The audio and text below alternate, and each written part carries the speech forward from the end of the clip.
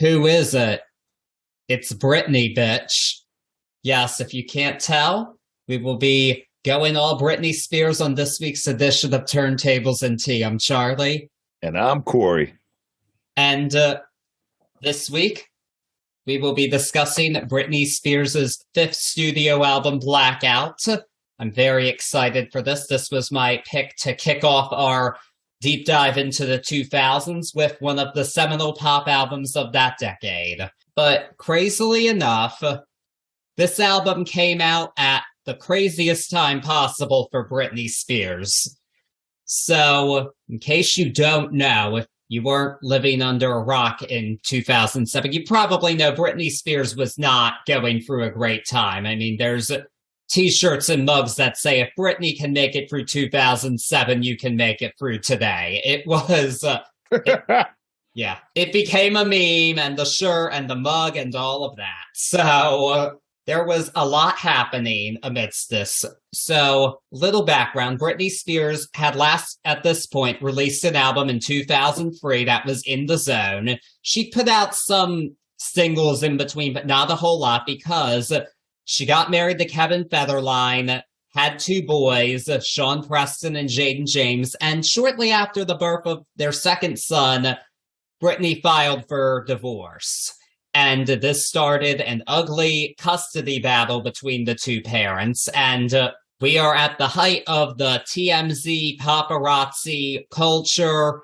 They were hounding Britney all around her car at all times, catching her in the worst possible moments and crucifying her for it mercilessly. And, this has been documented now. There was the Framing Britney Spears documentary that really recontextualized this, and fortunately, belatedly, our society seems to have determined that we should have treated Britney Spears with more dignity, but that was not what happened, and we were seeing somebody go through a hard time. Britney Spears at one point went to a hair salon and shaved her head. She attacked the paparazzi with an umbrella, and all of this obscured the fact that Britney Spears was actually a singer. But in between all of this, beginning with her second pregnancy, Britney Spears recorded a whole album because she had a lot of ideas at this whole time and put out an album about it, not completely about it, but parts of the album were influenced by her personal life. What did you think of all the Britney hoopla of this time? The hoopla always seemed to me to be a tiny bit contrived even back then. I think the standout thing for me inside of the quote-unquote hoopla is that Britney Spears is having her second child through this. If I'm correct, they were recording before and then as early as 3 weeks after. And there's producer quotes throughout this being like, never seen anything like the work ethic that this lady showed. And that's what I always thought that Britney had in her. I always thought that's what she brought to the table. You're looking at a Mickey Mouse Club alumni. You're looking at somebody that's been bred. I use bred, but she's been brought up inside of this whole entire industry. She's been groomed is the word I was looking for there. She's been groomed by this industry and still keeps a head on. Now, anybody, I'm going to use the hard-pressed line here, anybody I would think would be hard-pressed to have this type of exposure, this type of constant berating, and then have your second child and go through a divorce. Get out of here. Get out of here. So that's the stuff that really speaks to me throughout all of this wildness. Yeah, we were there. Yeah, we lived through it. Do I remember all this? Man, like it was yesterday, just because it's in your eyes every second of every day. But on top of all that, just her getting out of it, period. I'll use it as the whole entire encompassing word for it. Getting out of it and making this album. Yeah. And then it's heralded as one of the best pop albums of all time. I feel like we say that every week about whatever album we do, but literally, I mean, people talk about this as the quote unquote Bible of pop going forward. And there's a lot to that. There's a lot to the people saying that. Oh, there is. And it's just crazy to think about because I remember I was 10 when all of this unfolded. And I thought Britney Spears was totally nuts. I was a kid. I was like, who the hell shaves their head? Who's doing that? She's lost her mind. I pretty much disregarded that I liked Hit Me Baby One More Time as a child. I forgot that I liked any of her music. I was like, no, fuck Britney Spears. She's horrible. She's crazy. And I heard in a magazine that she was having a new album come out. And I said to my mom that Britney Spears is having an album out. There's no way this can be good right now because she's so crazy. How can she be making an album? And my mom said she heard people talking about it on the radio and they focused just on how computerized the vocals were. And that led them to kind of dismiss the album. But as time has told, I think a lot of that was intentional on the part of the producers and the artists. Of course. And the artist. People act like Britney wasn't 100% inside of this, sitting next to them. And she's got executive producer on this, correct? Am I wrong about that? Yeah, she's got executive producer on this. She was right there. You know, you asked me about the hoopla, and then hearing you talk about it as a 10-year-old, it really took me back for a second. And I can equate it to watching like a high school super crush. And then, or not even watching, like having a high school super crush and then showing up at the strip club one night and being like, oh, shit, girl, you don't look good, man. Damn, like, this is where you're at right now. That's what it was like back then. It was like watching the girl next door lose her mind, literally, in front of us and being like, damn, and there's nothing you can do about it. You just got to sit back and, unfortunately, watch the show that goes on. It was sad, man. I always had it for Britney. That was my girl, artist, and beautiful woman that she is. So it was always tough, man. Like, damn, man, Britney, come on, girl. Like, she's losing her shit. Yes, but our media didn't have the sensitivity to handle it at the time. They didn't really know what was going on. And frankly, it's none of our business. Of course. She had a mental illness. It's not her place to disclose that, or anybody's place to disclose that. That's none of our business. But she definitely got a worthy re-examination, and thank goodness. But back to the album. Yeah. So the initial reviews were kind of mixed, but as time has gone on, yes, this has been called the Bible of Pop. And just 5 years after its release, this was listed as one of the Rock and Roll Hall of Fame's definitive 200 recordings, which is mind-blowing. How can an album get there only 5 years after release? But this one did, and in 2020, it was ranked as one of Rolling Stone's 500 greatest albums of all time, which also was impressive because this was not somebody always taken seriously by critics at this point in time. Especially her peers Justin Timberlake and Christina Aguilera were taken far more seriously as music artists, but this album's just really stood the test of time for many people, and it's become a cult classic because perhaps unsurprisingly, this was her lowest selling album upon release. It debuted at number 2 on the Billboard 200. It would have debuted at number 1 if it weren't for a rule change allowing albums sold by only one retailer to chart on the Billboard 200. This was changed because the Eagles released their Long Road Out of Eden album only at Walmart, and it sold 711,000 copies. So it was the number 1 album, and I'm sure Irving Azoff got that changed for them so they could have a number 1 album because he's Irving Azoff and he has money and power out the ass. So this became Britney's first album to not debut at number 1, which was a bit of an unfortunate distinction, and she did hardly any press for it outside of a VMA performance and one radio interview. We'll discuss that VMA performance when we discuss the respective song. But Britney decided to just let the music do the talking. She didn't go all out promoting. She had enough going on with the hoopla surrounding her, as we said, and then sadly in the beginning of 2008 during this album cycle, Britney Spears was placed into a conservatorship that we all know now was horrible and abusive. That was in 2008, so Yes. a year after this album. Months after, only months after. Wow. Yeah. I mean, she was put right to work immediately. As soon as she got into it, they put her right to work, so. And that was what, the Vegas? Not Right. quite. No, she did the Circus album, and then That's right. it was Britney Spears is back, and a comeback narrative was created, and we'll talk about that a bit too, because I have some thoughts and notes on that. That was present at the time, I believe, and we see more clearly in hindsight, knowing what we now know about the conservatorship.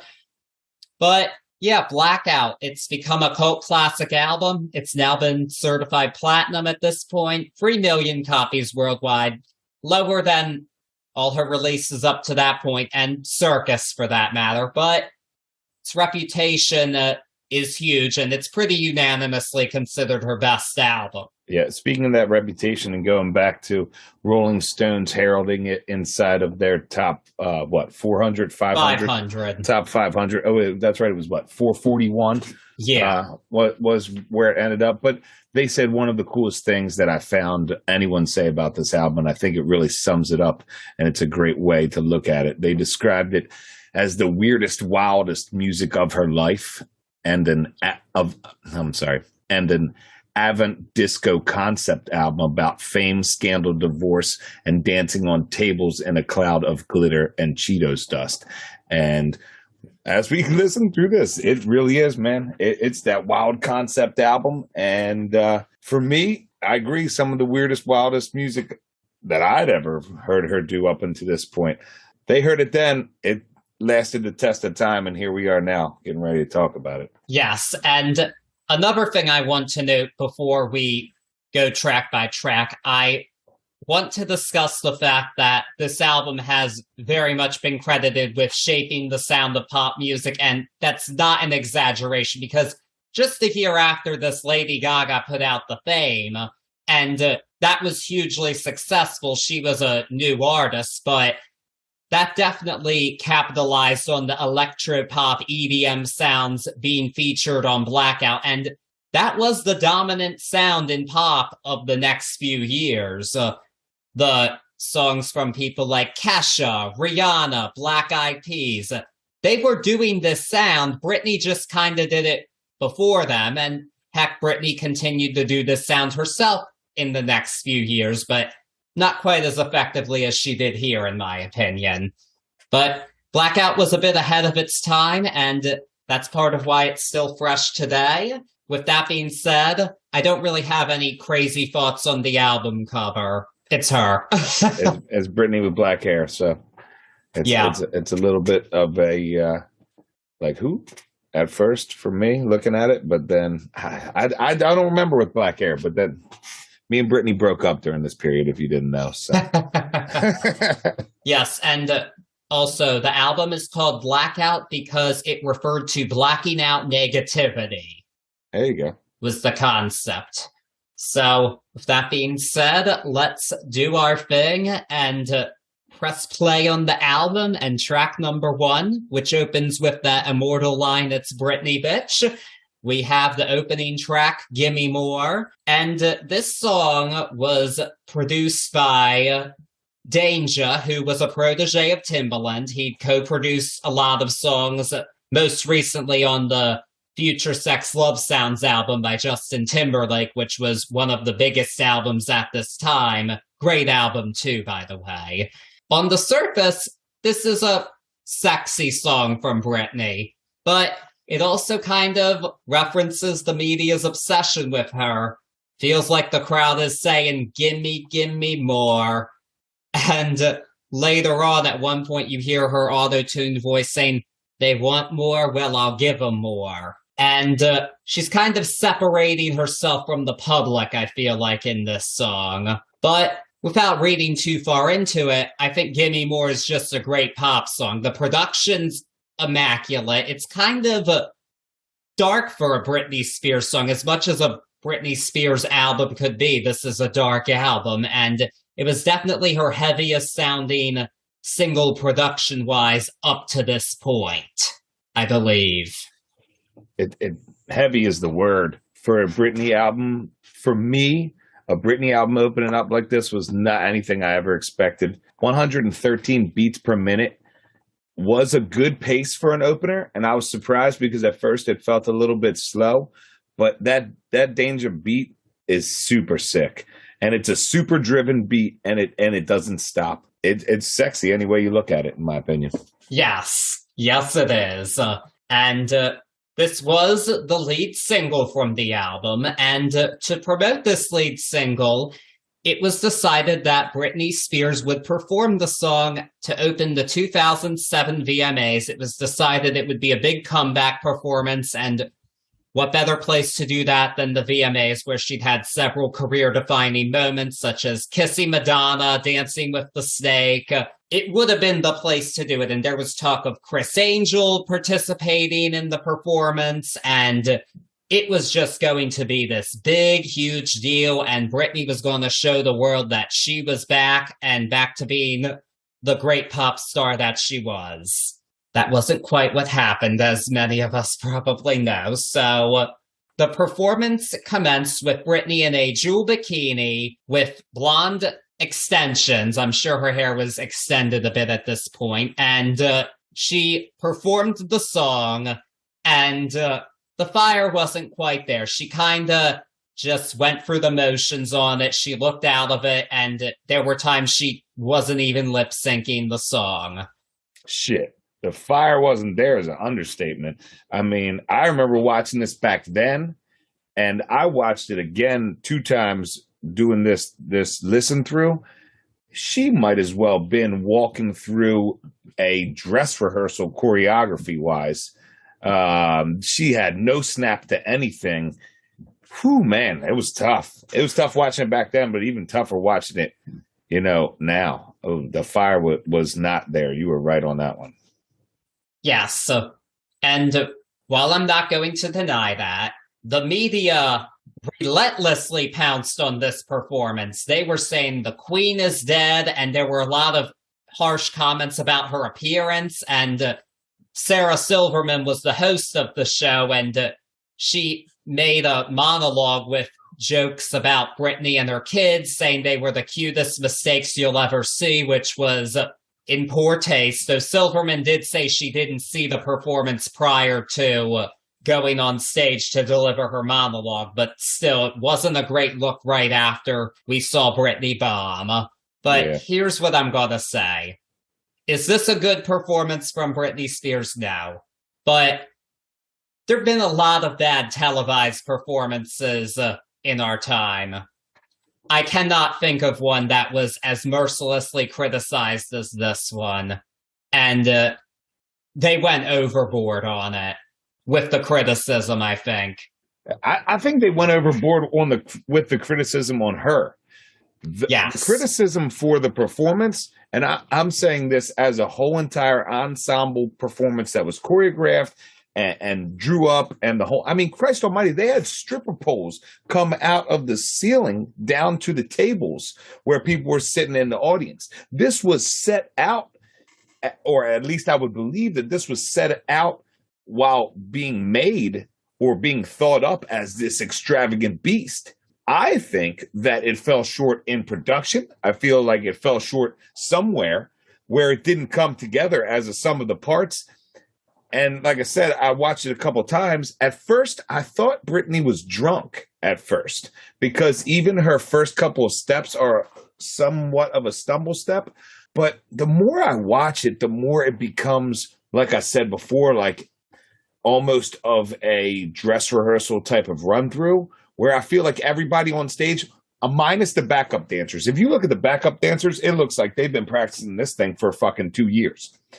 But it just doesn't come together at all across the production. In fact, and maybe I look too far into it, but even the camera, it never stays anywhere. It's all over the place. And don't get me wrong, it's the VMAs, so you want to see 50 Cent's reaction. You want to see this, you want to see that, yada, yada. But it seemed like nobody knew which way was up. And it super fell. I mean, it fell flat on its face, the performance. The Sarah Silverman shit, even back then, it just didn't feel right. she was way out of hand. She actually went on to say later on in life that she was hired by MTV to do a bunch of roast spots on there. And you can see that, but that wasn't necessarily the Comedy Central roast crowd or man, that was tough. Right off the cut at Britney, like, oh, the cutest two mistakes I ever seen. And then she said they look as cute as the shaved hoo-ha that they came from, and turned her head to the side and pulled her lips to mimic a vagina. Like, that's how we're starting the 2007 VMAs? So I think that criticism really all got targeted at Britney, but it looked like a fucking shit show, in my opinion. And back then, and rewatching it now. Yes, I agree with that, but I just think that the criticism towards her was unwarranted to go that far with it. And this performance also inspired a famous viral video called Leave Britney Alone. And my favorite part of it, I'm going to clip it in here, is... her song is called Gimme More for a reason, because all you people want is more, more, more, more, more! Leave her alone! Oh man, I remember that coming out. I remember how viral it was.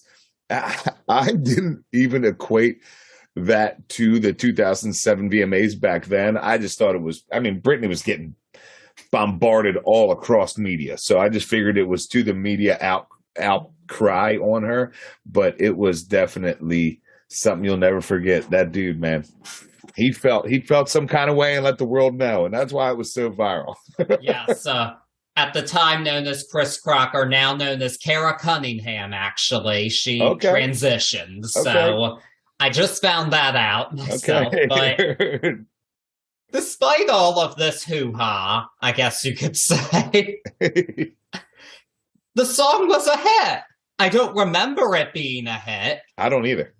But this made it up to number 3 on the Hot 100, and I looked up the charts. At the week it peaked, the number 1 song was Crank That Soulja Boy, and okay, at that point in time, it didn't seem like another song, period, existed, because that was so huge. But I don't remember this being a hit, but it was one of her biggest hits ever, actually, and is still one of her most streamed songs on Spotify. Who'd have thought? At this point in time, Britney would be back with a hit, but she was, but I'm guessing that a lot of the people who bought the song on iTunes just didn't admit it. There's no way they admitted it at this time. It was too cool to pounce on Britney. They weren't going to admit that she made a banger, even though she totally did. And, the video was also criticized heavily because it was pretty much just her pole dancing, and I'll admit, not the most creative video, but I'm kind of glad that she allegedly sabotaged the shoot like it was said that she was, because the original concept involved Britney attending her own funeral, which I think is way too dark and depressing for what's still a dance pop song. This isn't Every Time Part 2. This is still a dance tune. So I'm glad they didn't do that, actually. That sounds horrible to me. Yeah, that sounds way in bad taste. This video was not in the best of taste, period. Yeah. I remember this video being like, oh, damn, it's another one of those ones.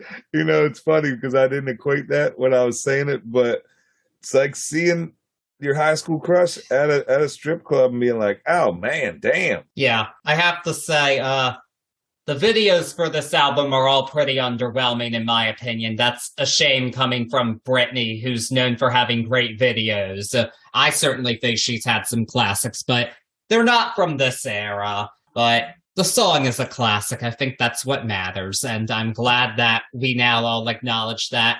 The song was good. The performance video, maybe not so much, but the song's a banger, and it could still be a hit today if they were to drop it. Agreed. And a hell of a way to start an album. Most definitely. But, hey, she knows how to start an album. What can I say? The debut started with Baby One More Time, so... There you go. If anybody was knowing how to do it, it would have been Britney, but... Can she keep the momentum going? Well, I think she did with the second song on the album, Piece of Me. This song was produced by Bloodshy and Avant, and Britney Spears had done a few songs with them up to this point, most notably Toxic.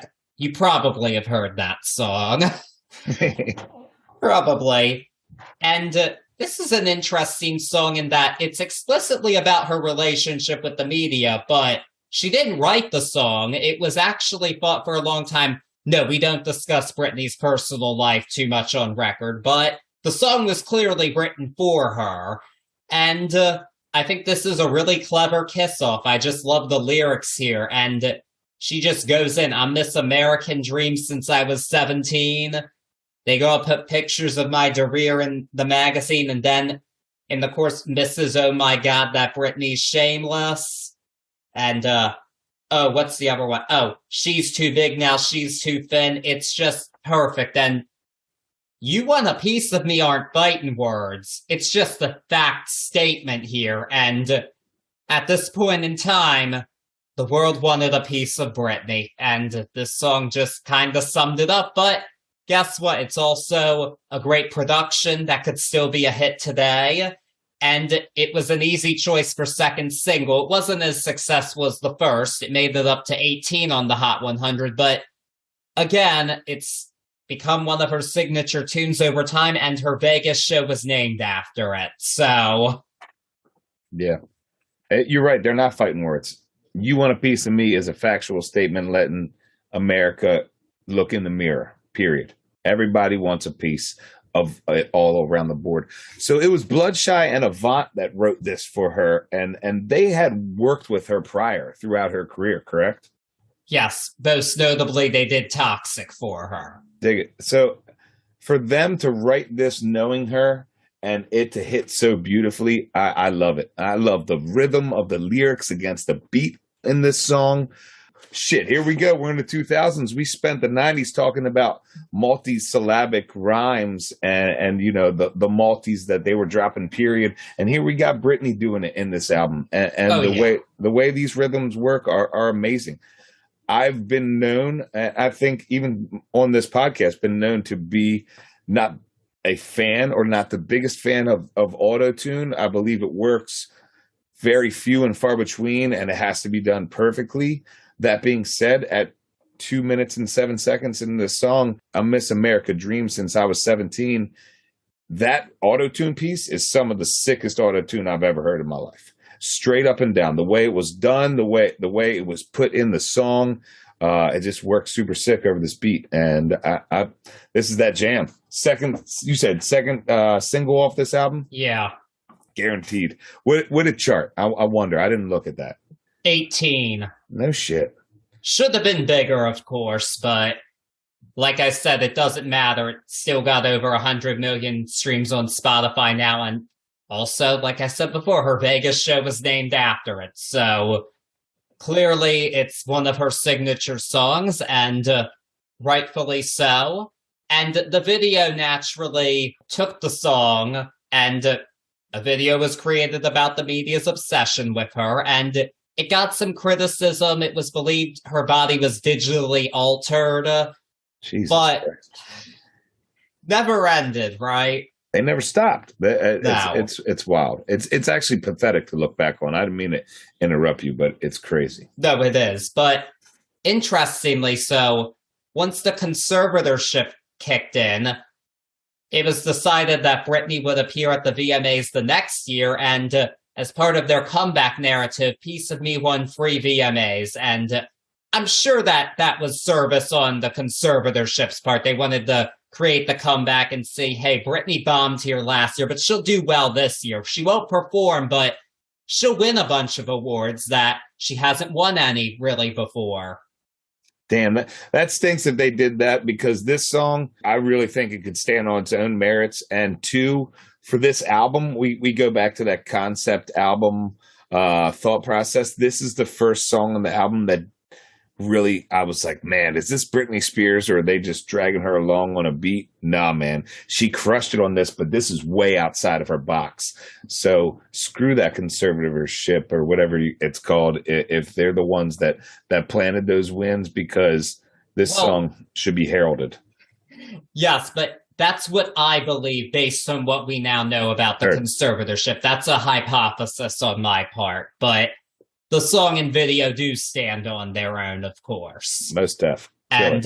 But it's rightfully regarded as one of her best songs. And now I'm going to make an embarrassing confession. I have one of two this episode, and one involves this song. So in 7th grade, I was very obsessed with Britney Spears. She was comeback person at this point, but not everybody got it. So when I told my classmates I was married to her because I loved her, and it was honestly probably my attempt to convince people I was straight, but... How old were you?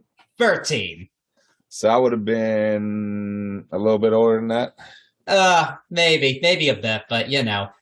And, you know, as embarrassing as you think that is, I was probably that age telling people I was married to Britney Spears too, so you're all right. Well...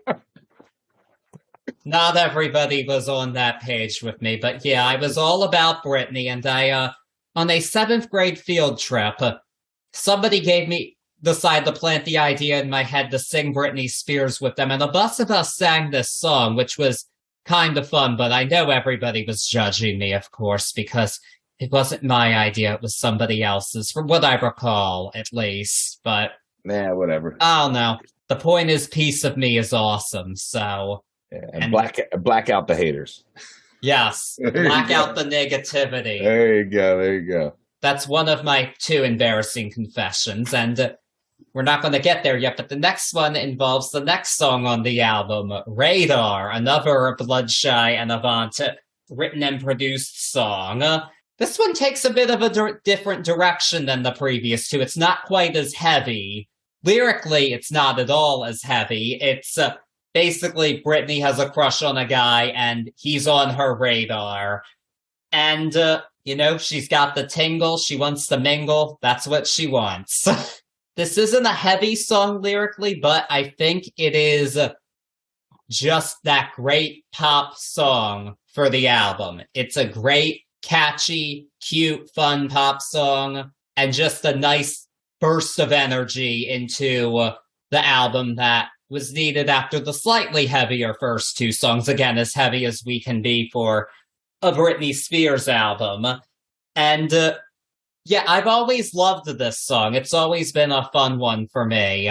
What do you think of this one? I think you disagree with me. No, not at all. Not at all. Oh. I'm actually, those eyes that are usually my disagreement eyes, we're in one of those realms where I know you're a profound expert on it. So I'm listening intently. I mean, not that I'm not always listening intently, but those eyes are because I'm just soaking it up. This one, Radar, for me, I really enjoyed as a smart and skilled arrangement, especially as far as the beat goes. That radar ping sound, the boom, yes. Boom. I loved it. It reminded me that we talk about the subconscious of the music lover. It reminded me and immediately took me to Radar Love. And for that reason, my brain was already running on this. It's a simple, straightforward beat, and the beat keeps you dancing. But what I really love about this song is that the rhythm of the vocals carry the beat.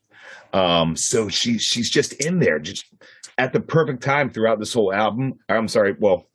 Throughout this whole album, period. But on Radar, throughout this whole song, and it just makes it for me. So I really enjoyed this one. Okay, good. I'm glad to hear that. I was worried for a minute, because so before I reveal my embarrassing Radar moment, I'm going to talk about this song's trajectory as a single, because it is the most unusual single trajectory we've covered on this show. So this was initially planned to be the 3rd single from the album. Easy choice, but a poll was run on Britney Spears' website asking fans to decide the next single, and Radar did not win. Break the Ice won. And so that became the 3rd single, and we'll talk about that song next, of course, but it was then decided Radar will just be the 4th single. Why not? But no, Britney was instead put back to work in the studio and recorded Circus, so instead of getting a 4th Blackout single, Womanizer was released as the lead single from Circus, and That did end up being a smart move commercially because that was a #1 hit, a deserved one in my opinion. I love Womanizer, but the people at Britney Spears land really wanted Radar to be a single still. So Radar was included as a bonus track on every edition of the Circus album. And it ended up being released as the 4th single in the summer of 2009. Yeah, it didn't do too well. It made it up to 88 on the Hot 100. And let's be real, this is a great song. It deserved to be a bigger hit, but the moment had passed. A lot of fans already knew the song. You weren't going to get anywhere at this point in time. We didn't have like TikTok to bring back old songs. You weren't really going to get anywhere with a song that was almost 2 years old. I mean, it was more in keeping with the sound of 2009 than of 2008, but still. They made a cute video for it inspired by Madonna's Take a Bow video, and Britney looked great in the video, so there was that. But yeah, it was an odd single choice, and I think they should have just let it go. They should have released a different single from Circus that actually would have had a chance of being a hit because there were other potential options instead of this again, but still a great song. And now for my embarrassing memory. This one's from high school. So when I was 17, I was invited to a lot of graduation parties that year because I was friends with the people in the class above me, more so than the ones in my class, actually. But that's how it goes sometimes, am I right? Yep. And I'm at this house, and the guy who I went to the party for was nice, but there were like a bunch of theater kids, and as I've said before on this podcast, I felt like an outcast amongst them. I didn't want to socialize, so I was socializing with a couple other people by this tire swing. And I decided to get on the tire swing, but knowing, you know me, I needed a soundtrack, and I chose Radar as my soundtrack to my tire swing movements. Did you sing it, or did you put it on? Oh. No, I just was on the tire swing going around, you know. Being a radar. You're your own personal radar right there. Yes, but I mean, the girl that was there knew the song, so hey. I wasn't too crazy. That was good. There were people looking at me funny, but I did not care at that point in time, so. Dance like they're not watching. That's the key. That is the key. That was what I did. Like I said, they liked their show tunes and I liked Britney. What can we do? But it's okay, because, well, we might discuss show tunes in the future, but today we're discussing Britney, so it's not important right now. And now, enough of the embarrassing stories. I don't have one for the next song, but it is the aforementioned Break the Ice, which I already said was the 3rd single from the album, and this is another Danger production. And even though it's the 4th track on the album, I don't disagree with what the album opener was, but this would have been a great opener just because of the opening line. It's been a while. I know I shouldn't have kept you waiting, but I'm here now. And then we take a common phrase and make it sexy. You know, icebreakers at work events or classrooms. No, we're going to make it sexy. Baby, I can make you feel hot, hot, hot. That's what we're doing here. We are. And my hot take on this one is I think this could have led the album off. I think it would have been a cool way for this album to jump off. It's a good song.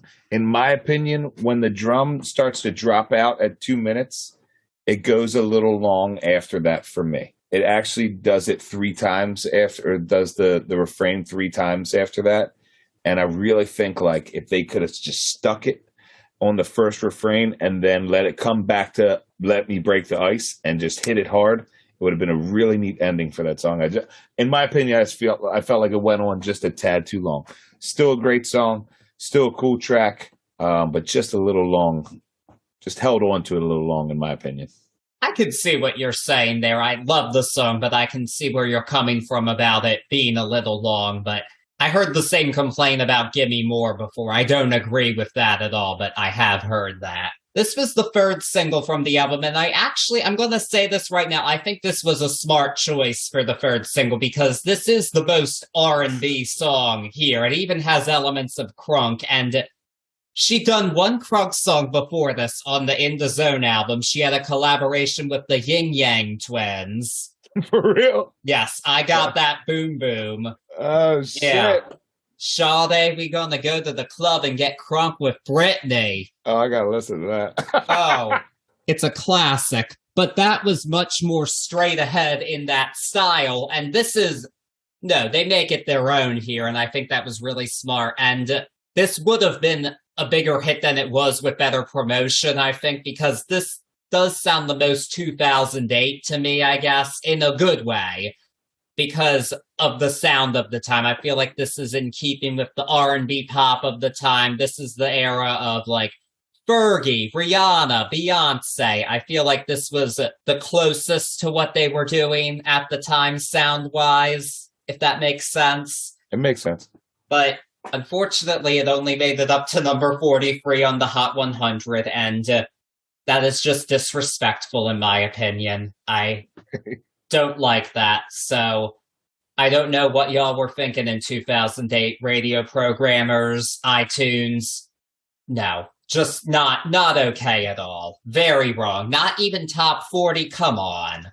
I mean, I'd have to think that it's some of the same stuff that Michael Jackson went through, or Madonna went through, or Prince went through, or any of the divisive key players always have that point where the media is going to take and run with a bad thought of them, to say the least. And I really think that their sales dwindle because of it. And I could imagine that's what's happening here. I mean, I'm sure that was the case. It probably wasn't cool to admit that Britney Spears had a great single out, but the bullshit part of it is that at the end of the year, Womanizer went to number 1. So then it was okay. Like, that's what I'm not understanding here. Well, at that point, from what I've been listening from you saying, and I haven't watched it, and I will, and I don't know it all, but from at that point, she was under the umbrella, right? So they were controlling the shots, and from what I can surmise from what I've learned from you so far, it sounds like by that point, they were on that trajectory. They were on that narrative that they've written themselves, and it was her comeback. Yeah, but that is a whole nother tangent I can go on. I feel you. And I do love Womanizer, though. No disrespect to that song or any of its following singles, really. They're all songs that I love and that are nostalgic for me and that have held up for me. I can't say that about every hit of this time, personally. But my point is Break the Ice deserved better, and it's just a shame that the time Britney truly called the shots. I'm going to say this right now. This is a bit of a tangent, but this is one of the only 2 albums, along with In the Zone, where Britney was really fully getting to be in control of her sound and what she wanted to do. Because when she first started, she didn't really want to do that teeny bopper pop thing. She actually envisioned herself as more of a singer-songwriter. She thought of herself as Sheryl Crow, but younger. That was the sound she wanted to go for. And that wasn't what happened, and I don't think that's necessarily a bad thing, because she changed the world of pop music forever when she came on the scene. But was she truly getting to do what she wanted to do fully? No. On this album, she really was. Executive producer. No conservatorship. And it's a shame that the public wasn't there for it. That's really all I have to say. It is a shame. That was my rant. And side note, I was thinking this the other day, but it would be such a cool thing, or maybe a side thought for us to really take some of these larger conspiracies / terrible times in these artists' lives and give a whole podcast to this, because they'd be super interesting to break down and go through, at least in my opinion. And I'd love to do it next to you, because you're the man in the know, especially when it comes down to that stuff. You get down to the nitty gritty. So something for us to think about going forward. Definitely, though I will say there are a lot of podcasts and documentaries out there about Britney Spears that have done a really good job analyzing it. And I know you think I'm so smart, but I learned a lot of things from people who know a lot more than me. So that's what smart people do. I'm just going to say that right now. There's a lot of stuff out there about Britney that you can just go on hours for podcasts and YouTube for. And I try not to get too much into that here, but in this case, it is a big part of the story. But there you go. Enough about that. This episode is brought to you by FX's Feud, Capote versus the Swans. Inspired by actual events, the series tells the story of Truman Capote and the women he betrayed. The original housewives. They were society's most elite women. Rich, glamorous socialites who defined a bygone era of high society New York. From creator Ryan Murphy, this drama series features an all-star cast, including Naomi Watts, Gimme More, and Diane Lane. FX's Feud premieres January 31st on FX Stream on Hulu. We're now going to move on to only non-singles, so I can't rant as much about songs not being hits. Yay! Because then I'll be here forever, but though in a perfect world, they all would have been hits, in my opinion, including this next song, our track number 5, Heaven on Earth. Another 180 for this album. This is a full-on Giorgio Moroder I Feel Love-inspired Eurodisco track. And it was produced by Fresca or Fresca. I'm not sure how to pronounce that, but a production duo. They did this song on the album, and they produced it with Cara Diaguardi, who soon would be a judge on American Idol for a couple of seasons. She was the 4th judge. I'm not going to lie, I stopped watching because of her. I'm like, I don't like her. What's she doing here? But now I regret it a bit because I missed Adam Lambert's run on the show. But you win some, you lose some, I guess. I don't always make the right calls. But anyway, they wrote the song with Nicole Morier. And this is just a beautiful dance song about pure infatuation and love. And I just love the sound of it. I love the Giorgio Moroder sound to begin with. I Feel Love is a classic in and of itself. So anything that takes that vibe is a winner for me. Madonna had done a similar-ish song a couple years earlier with Future Lovers from Confessions on the Dance Floor. This song kind of reminds me of that, but it has a different lyrical take, which I appreciate, one better suited to our Britney. And I think it fits her voice perfectly. I think she has that kind of sexy, early Donna Summer vibe to her voice here, because we all know Donna Summer was the first lady of love when she started out with that Love to Love You Baby. And she doesn't go that far, but she just glides over this beat so well. And I think it's beautiful. And I fall off the edge of my mind every time I listen to it. I love it. I had a real Daft Punk vibe going into it. I love the intro of this song. First listen to this, I didn't understand where the meat of this song was fitting into it. But after you start to really get down with this song and listen, the melody fits in perfectly.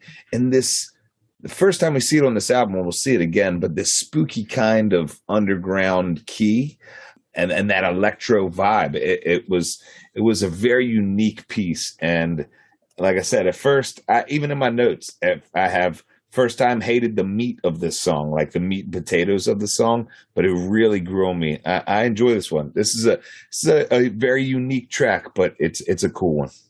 Yeah, this one was actually love at first listen for me. I could have said more about this during the intro, but I'm going to now. So, like I said, in 7th grade was when I became obsessed with Britney Spears, because I'd heard that she'd come back and there were people who said her songs were good. And I thought, really? Huh? And I looked some of them up on YouTube, mostly the hits, and I enjoyed them. But I listened to samples of just this particular album, and Heaven on Earth was one of the songs. Just the 30-second sample drew me in. I wanted to hear the whole thing immediately, listened to it on YouTube, and not too long after that, my mommy bought me the CD at Best Buy, and I took it home with me. So there you go.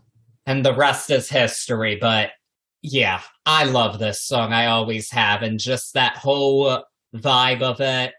Oh, I love it. It is heaven on earth, frankly. Maybe a bit of an exaggeration, but it's a great song nonetheless. But we kind of take a 180 vibe wise with our next song on the album, track number 6, Get Naked, I Got a Plan, parentheses. And this one is basically a duet with Danger. That is his voice we're hearing. I got a plan. We can do it just what you want, baby, baby, baby.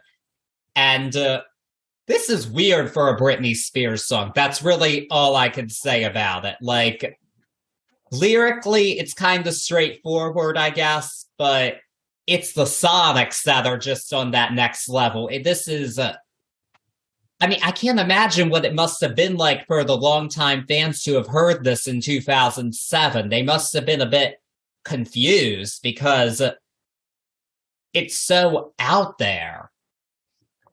They had to be confused. Even for me, in 2022, I'm taken aback a bit. Again, I talked to that spooky key. We're in this weird, like spooky, almost. My first reaction was like almost like a horror movie soundtrack kind of key to it. And it almost has like this, for me, this weird like creeper / stalker vibe to the lyrics. And maybe that's more pushed forward in my mind because of the creepiness and the way the tones call to that horror for me. But it has like this dark dominatrix feel to it, man. It's just a dark song. Not so much in its lyrics. If you just the lyrics themselves are sexy, but the way that they're arranged and it's a quality arrangement, but the way that they're arranged and performed, it's spooky, man. It's a spooky tune. For the title, I mean, the track's named Get Naked, I Got a Plan, and I'm like, all right, here we go. We're gonna get some wild ass Britney here. And then it's like, ooh, man, like Danger, long drawn out backing vocals. It's definitely perfectly said the way you said it. Like, what do you think people back then were like, holy shit, like Britney done lost her mind for real. But in all honesty, it's just we go back to that concept again. That concept, that avant-garde album that is so far nonstop bangers. I mean, yeah, and she wasn't lying here. She meant it in a different way, but she's a freak and she really doesn't give a damn. And she lets that freakiness out just by doing the sound, I think. And I love it. But my favorite part of it is like right after the second verse, Danger, I understand that you don't have no plan. That's my favorite part of the song. I love it. And interestingly, even though this is an odd song, based on the streams, this is the most beloved non-single on the album. This has over 20 million streams on Spotify. It also sparked thoughts of Poker Face in my brain as far as rhythmically. And I could see, again, we go back to that pop Bible, but you can see the inspiration that came from this album throughout everything that came afterwards. Yeah, and even the ladies at the time, some of the big pop stars had to admit it was a great album. Beyonce said she loved the album at the time. Rihanna said she loved the album. Kelly Clarkson did. The ladies were quickly picking up on it, fortunately, and I'm glad that they did. But you're right, this is shaping that sound, because Poker Face was a #1 hit less than 2 years later. So there we have it. But yeah, I've always enjoyed this one, and I don't hear the phrase "get naked" that often, but every time I do, this song gets stuck in my head.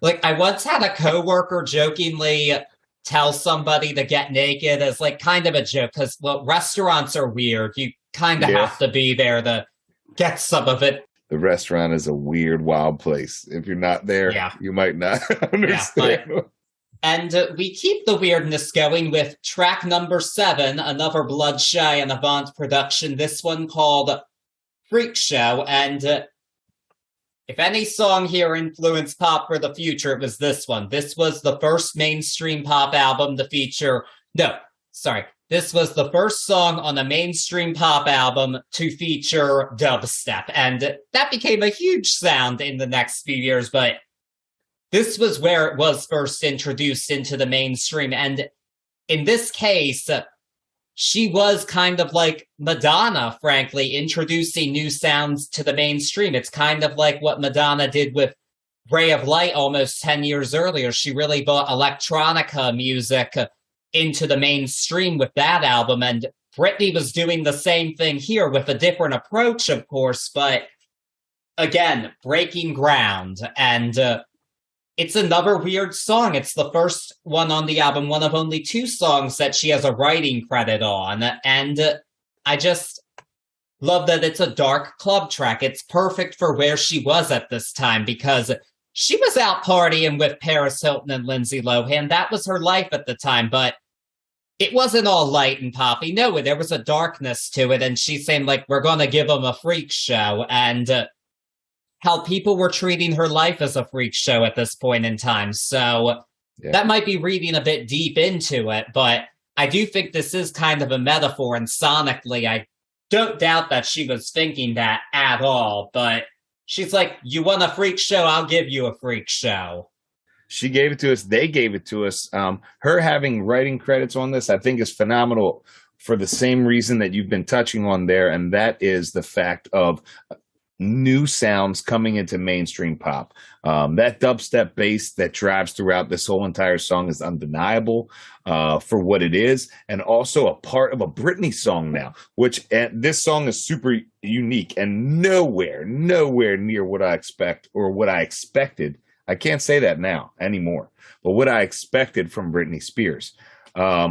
This one, as far as making a new sound out, it really stands a testament to something that I haven't touched on much, but I want to touch on here, and that is the group of producers so far, and we'll see some more coming along as this album goes along, but the group of producers that she has trusted, and producers and writers that she trusted, that she's worked with, that she is giving the run, even though she's sitting executive producer with them on this, I think it's phenomenal. And for me, it feels like a real family affair that everyone is super pumped to be a part of because they know it's going to be something new and it's going to be something that nobody has ever heard before. And I think, in my opinion, Freak Show really shows that more than any other song on this album.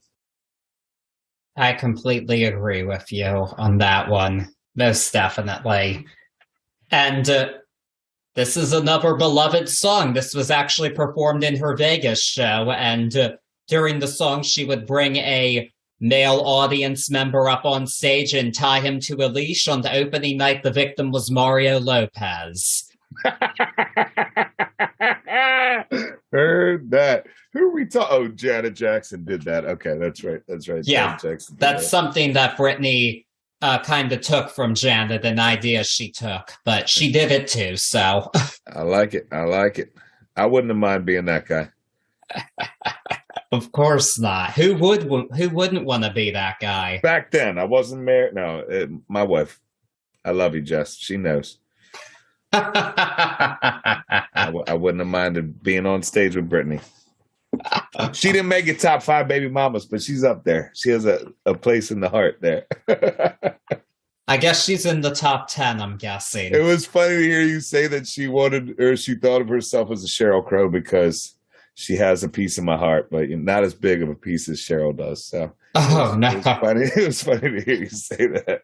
Yeah. That does it for Freak Show. Now we're on to track number 8, Toy Soldier, our last Bloodshy and Avant song on the album.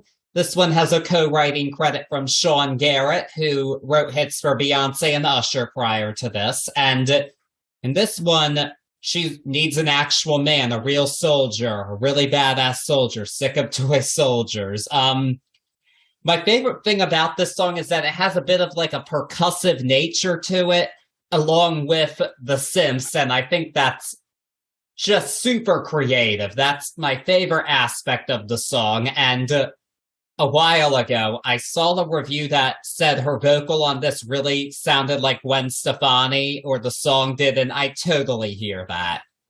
Yeah, this one, it's a cute song. I don't think it's quite as impactful as some of the others on the album, but I do really enjoy the production on this one, especially.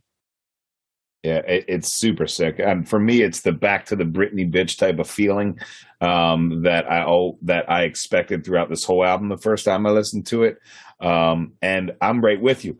That percussiveness, that military drum cadence that comes in at the 36 seconds for the first time behind the beat, or actually inside of the beat, played on a single snare, is phenomenal. Not only does it tie into the toy soldier/military references that she does throughout this album, throughout this song, but it's just a hard ass single snare drum track. It crushes and it moves this song right along. It's a super sick bridge. Period. The arrangement on this song, production wise, is, in my opinion, fucking insane. It's tight. You're right. It's not the number one track off this album, but damn, this is a good song. Yes, it is.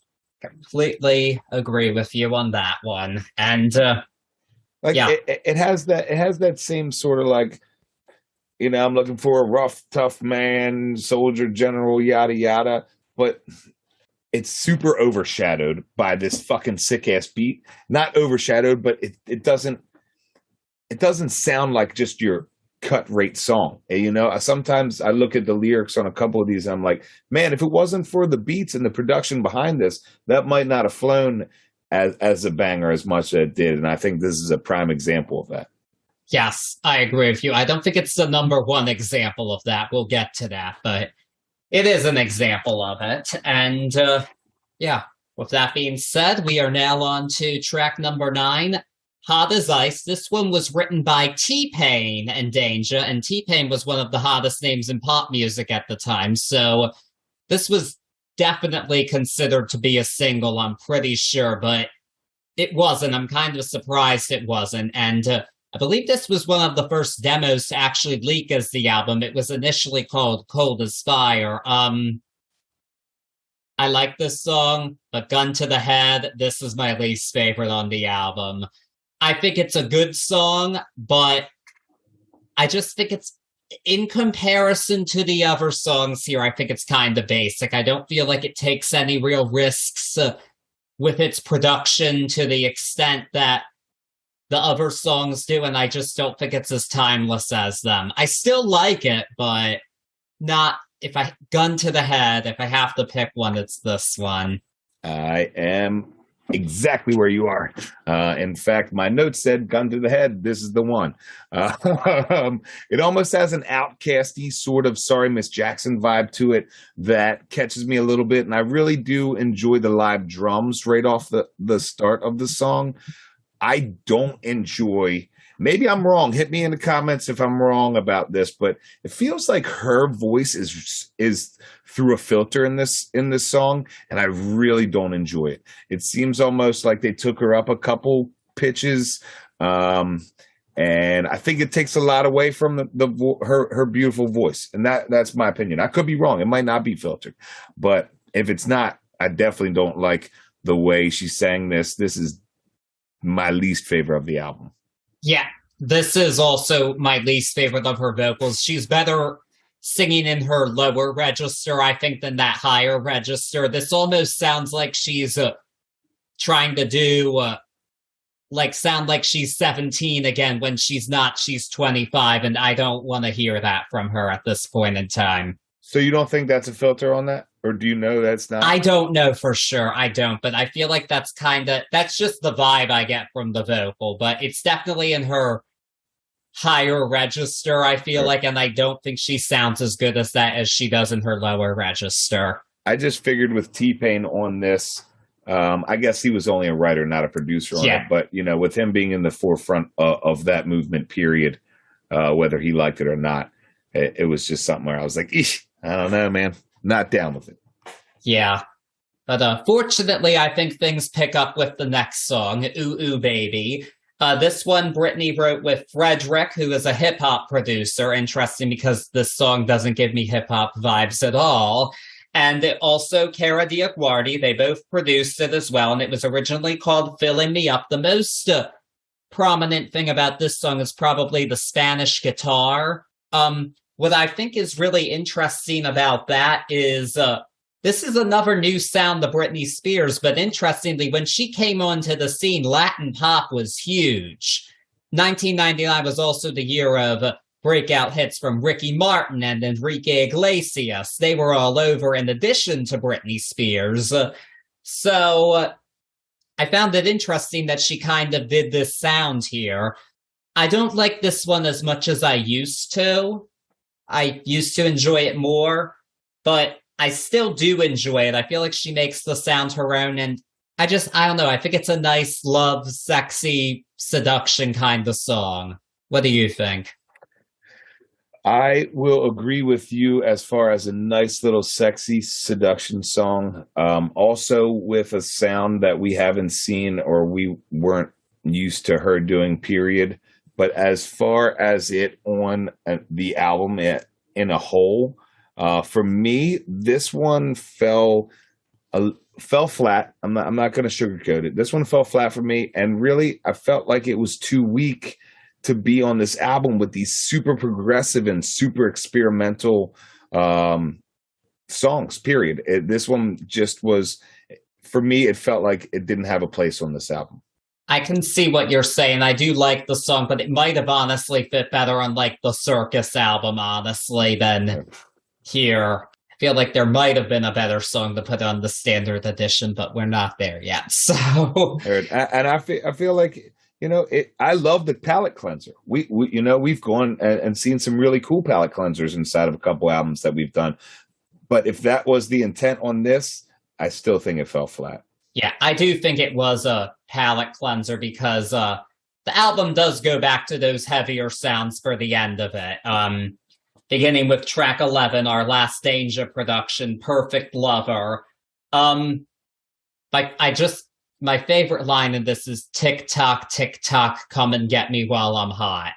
I love that line, but this isn't quite as dynamic as the other Danger songs. I think lyrically it's kind of slight, but the production helps take it over the top. I do think this is a really cool, sexy electro R&B song, and I love the heavy sound combined with the sensual lyrics. I think that's a really cool sound for this, and I feel like if this were on like In the Zone, the sound would have been a bit more minimalist, but here it's not, and I think it's cool that they did that here.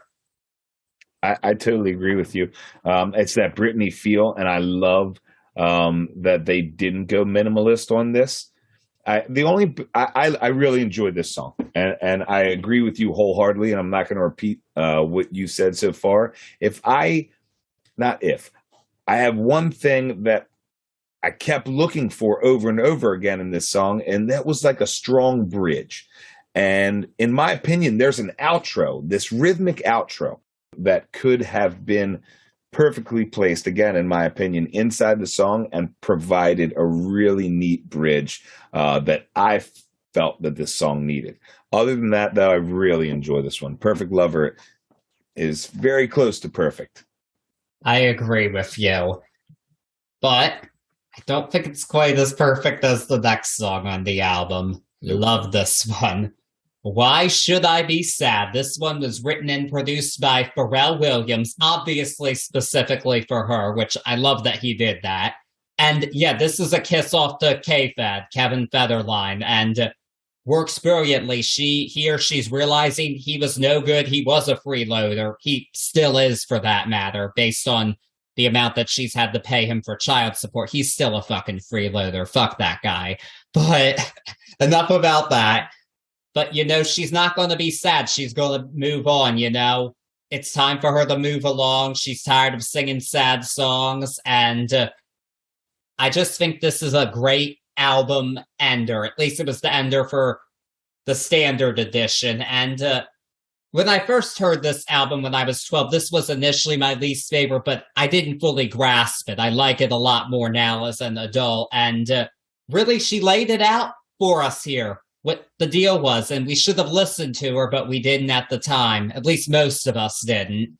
And also, again, Pharrell's a phenomenal producer and great production. I mean, he'd already done I'm a Slave for You, another classic of hers, but for him to go the other route and do a personal song after that, it just shows his versatility, and that sound works with so many different things. Pharrell's the man. The man. I'll say it once if I'm going to say it a million times. Pharrell Williams is a motherfucking genius, and I don't say that lightly. He is a genius. You put Pharrell and the Neptunes on any track, and they're going to hit it out of the park. I'd love to ask Pharrell or Britney how in depth their relationship was, because the way Pharrell writes this song, he might as well been Britney Spears. He might as well been living inside of her head rent free. I don't think this is written from a 100% outsider's point of view, and I love it. God, I can't say how much I love this song. It is insane. Pharrell's backing vocals are insane. The bridge at 2 minutes, You Don't Worry About Our Angels, and I'm not even going to try to sing it, but the way it's put, that bridge is put in there, is perfectly placed and perfectly performed. This is how you end. I almost started a rant of cursing. This is how you end an album. This is how you end a motherfucking album. Pharrell and the Neptunes telling the story about Britney, letting it be known. Kiss Off is a great way to say it. And man, what a song and what an ender. Why should you be sad after you wrote a song like that? Not a fucking reason, because that is perfection. Perfection. I completely agree with you. And I know on Spotify there are a couple of bonus tracks. Did you get a chance to listen to those? I did. I listened through them. Yeah, the first was a Get Back, which is a Danger song, and it was actually at one point considered to be the lead single. Yeah. My only guess as to why it's not on the album is the fact that it might have sounded a bit too similar to the other Danger songs, but I still think it's a solid tune. And then there's Everybody, which was produced by J.R. Rodham, who was a hot producer at the time. But yeah, this one definitely deserved to be a bonus track. It has a sample of Sweet Dreams Are Made of This, but I mean, it sounds really dated. You can tell it was 2008, and the rest of the album is better than it. So yeah, the Everybody one maybe could have been something if they worked on it hard. It's a bonus track at best for me. Even with the Sweet Dreams Are Made of These and the rethinking that they did. And you know what? I'll use a phrase that you've coined in my head, and that is lost opportunity. I feel like Everybody was a lost opportunity right there. You could have worked and turned that into a hit, in my opinion. Get Back was cool. Like you said, you hit it right on the head. Reason that that's not on this album is because Danger at this point was not showing as much versatility as he did in Future Sex Love, right? Future Sex Love, the Justin Timberlake joint. Yeah, I mean, he was just the co-producer on that. This was really one of his first solo productions. He was doing it himself without Timbaland this time. And he did well. And you know, I didn't know that he was a study of Timbaland, but you can hear some Timbaland type thoughts inside of his stuff. I won't say that he reeks of Timbaland, but you can see what school he studied in. Yeah, you're totally 100% right though. It sounded just a bit too much like his other tracks on the album, and it's a cool bonus track. That Gimme More Junkie XL dub, I mean, that is the best sampling material I've ever heard in my life.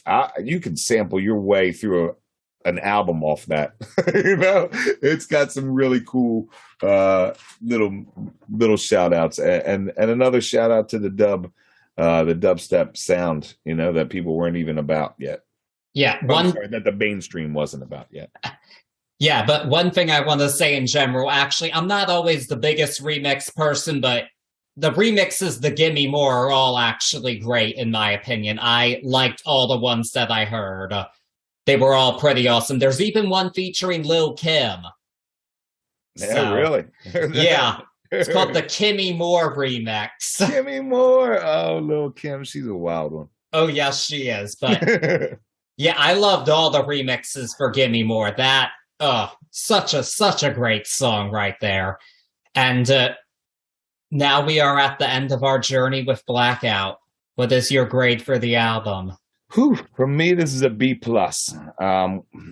If breaking the misconceptions of her and stepping outside of the mold that she had been in prior to this album was her mission, she does this and then some all over this crazy freak show of an album. It's beautifully produced. It's beautifully arranged. And while it might not be heaven on earth, I can see why it was heralded as the pop Bible for everything to come after it. For me, there are some songs that are a little bit too close to each other sound-wise sometimes, and one that really didn't fit. But all in all, it's an album that will forever be on my radar and always have me say, "Gimme more." Yeah, I always want more from this album.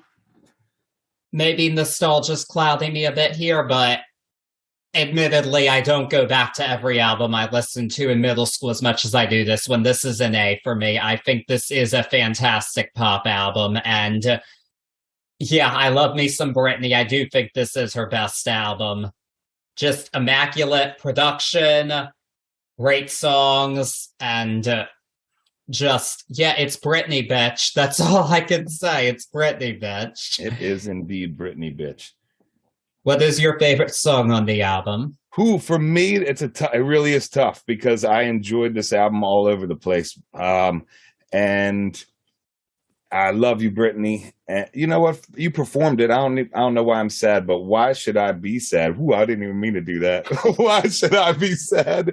It is my track for this album. Pharrell, Neptune's Boys, you killed that motherfucker. And Britney, you laid down my favorite track on the album. Yeah, I gotta be basic. I gotta go with Gimme More. I never get sick of it. And just a killer fucking track right there. Nothing else to be said about it. Heard that. And that does it for Blackout. I had a great time doing this one, I know. Yeah, man. You had told me, or we always try not to drop too much on each other, if you guys wonder, as far as like our opinions on the album and whatnot. But Charlie was like, look, this is a little bit outside of what you're gonna hear from Britney, period, like from the mainstream Britney stuff. And I was like, yeah, whatever. Charlie, he's looking too much in. This is a totally unique album. And thank you for taking me on this journey, because I don't think I would have ever listened to this album, in all honesty, just because, if I'm being honest, I didn't know it existed. As far as like, I all her stuff in the later years is all blurred together for me. So thank you. This was a cool one. And shit, here we are. We're in the 2000s, and the first one was a super cool one. Yeah, but I don't know what it'll be. What super cool one did you pick for us to do next? Super cool one next. We're going to take a little bit of a turn off onto the indie rock highway and do an album, a debut album, a self-titled debut album from a band that some people actually thought might be the second coming or the Beatles of this generation. They were said to be, and that is Franz Ferdinand. An album that has lived inside my brain since it came out, and one of my favorites of all time. So hopefully we'll have a good ride through this next one. But Franz Ferdinand is going to be our next album. All right. This is what I'm pretty much walking in blind to. I think I know one song off of it, so... You and pretty much everybody else. Yeah, that's what I thought, but all right, this will be a 180 from this for sure, but I am very curious to do this. Probably, again, an album I wouldn't have listened to on my own, but I'm doing it for this podcast. But I'll tell you right now, it's not Nirvana, Nevermind. So you'll probably a good thing. Most definitely a good thing. Yes. Oh, speaking of that, I want to say we were in the zeitgeist because Pitchfork put out recently a list of the 150 best albums of the 90s, and all of the 90s albums we covered were featured on it. All right. No, really? There you go. See? Yes. All Unfortunately for me, the highest ranking of them was Nevermind, but still pretty cool that all our albums were featured, I think. That's amazing. That is amazing. But in the meantime, subscribe to this podcast wherever you listen to it, and follow us on Facebook and Instagram at Turntables and Tea Podcast. And until then, try not to take yourself out while you're waiting for our next episode. Peace.